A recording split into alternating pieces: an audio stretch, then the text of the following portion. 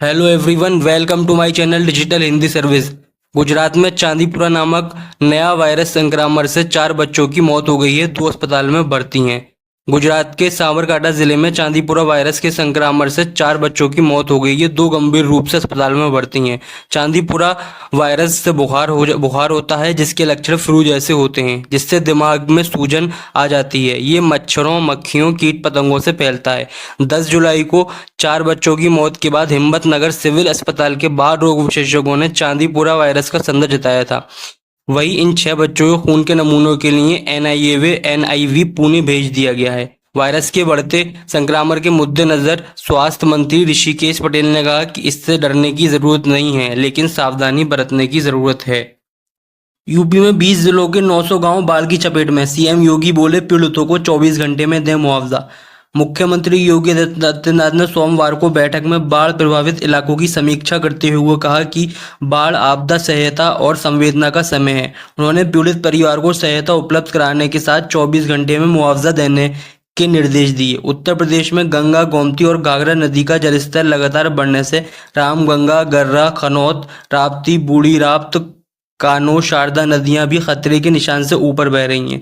लखीमपुर खीरी से लेकर बलरामपुर, अयोध्या, उन्नाव और बलिया बस्ती समेत 20 जिलों के करीब 900 गांव अब भी बाढ़ की चपेट में हैं। बलिया में घाघरा नदी का कटाव के कारण 13 गांव पानी में डूबे हुए हैं। वाराणसी में 48 घंटे में गंगा नदी का जल स्तर 2 मीटर तक बढ़ा है। केरल से यूपी बिहार तक आज जमकर बरसेंगे बादल। IMD update. मौसम विभाग ने महाराष्ट्र, गुजरात समेत पश्चिम और दक्षिण भारत में आज भी भारी बारिश के अलर्ट जारी किया है। वहीं दिल्ली और इसके आसपास हल्की बरसात के आसार हैं। मौसम का पूर्वानुमान लगाने वाली एजेंसी स्काई मैट के मुताबिक आज यानी 16 जुलाई को कोंकण, गोवा और तटीय कर्नाटक में मध्यम से भारी बारिश के साथ कुछ स्थानों में बहुत भारी बारिश संभव है। लद्दाख, जम्मू कश्मीर, गंगेय पश्चिम बंगाल, रायलसीमा, तमिलनाडु, दिल्ली, पंजाब और हरियाणा में आज मंगलवार को हल्की बारिश संभव है। यूपी की 10 सीटों पर उपचुनाव, कौन मारेगा बाजी। यूपी की 10 विधानसभा सीटों पर उपचुनाव होने हैं। उत्तर प्रदेश के फूलपुर, खैर, गाजियाबाद, मंझवा, मीरापुर, मिल्कीपुर, करहल, कटहरी, कुंदरकी, सीसा, मऊ में उपचुनाव होने हैं। अभी से इन सीटों पर राजनीतिक पार्टियों की नजर गड़ी हुई है। अब कौन इन सीटों पर बाजी मारेगा, ये चुनाव के बाद ही पता चलेगा।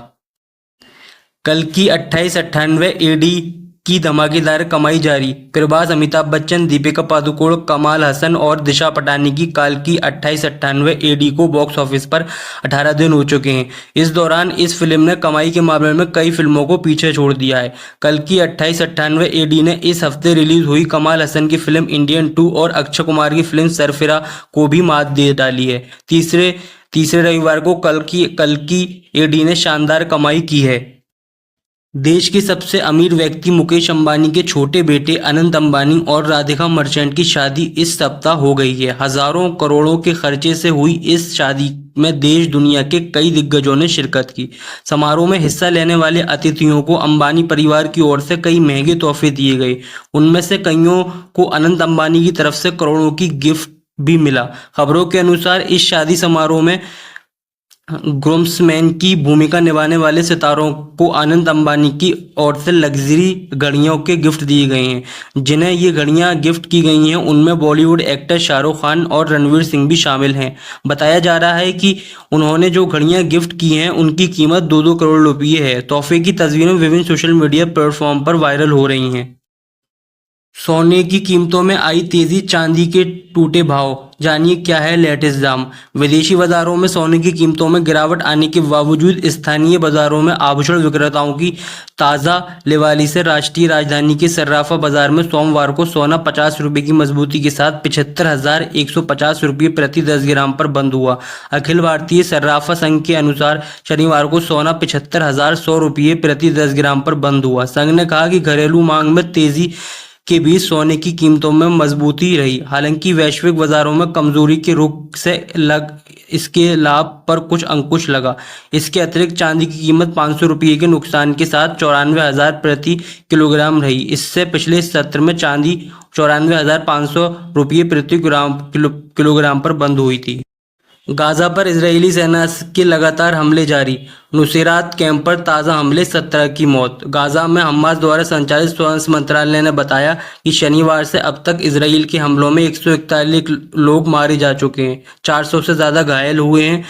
इससे पहले इसराइल ने शनिवार को गाजा के खान यूनिस में भी बड़े हवाई हमले किए थे। हमास ने एक बयान जारी कर कहा कि खान यूनिस के नज़दीक अल मसावी इलाके में हुए इस हमले में 400 लोग घायल हुए हैं।